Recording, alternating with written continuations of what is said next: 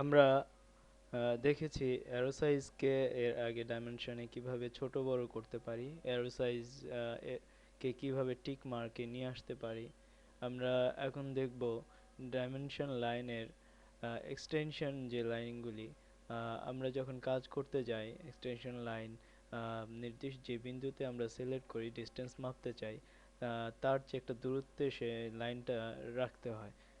এবং এক্সটেনশন লাইনের এই লাইনটা আমরা আরো বাড়াতে চাইলে কিভাবে সেটা করে নিতে পারি আমরা দেখব।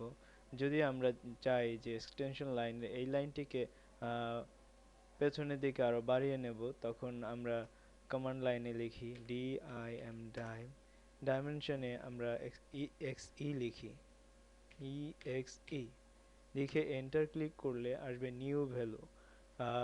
এখানে আমরা লিখব 2, লিখে এন্টার ক্লিক করব।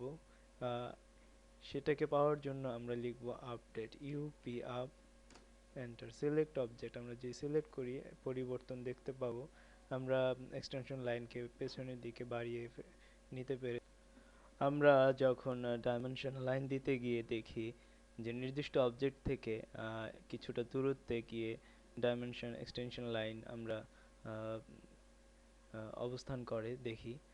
এই লাইনটিকে যদি আমরা আরো কিছু দূরত্বে বরাবর রাখতে চাই, তখন সেটাকে করতে হলে আমাদের ডাইমেনশনে কমান্ডে লিখতে হবে dim, লিখে এন্টার ক্লিক করলে ডাইমের জায়গায় আমরা লিখব exo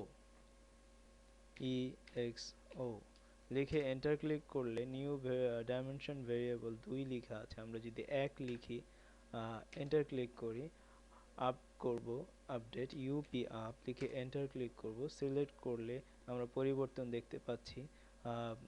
নির্দিষ্ট অবজেক্ট থেকে দূরত্বে 1 ইঞ্চি দূরত্বে 1 ইউনিটস দূরত্বে অবস্থান করছে। এভাবে আমরা ডাইমেনশন লাইনকে সাজিয়ে নিতে পারি।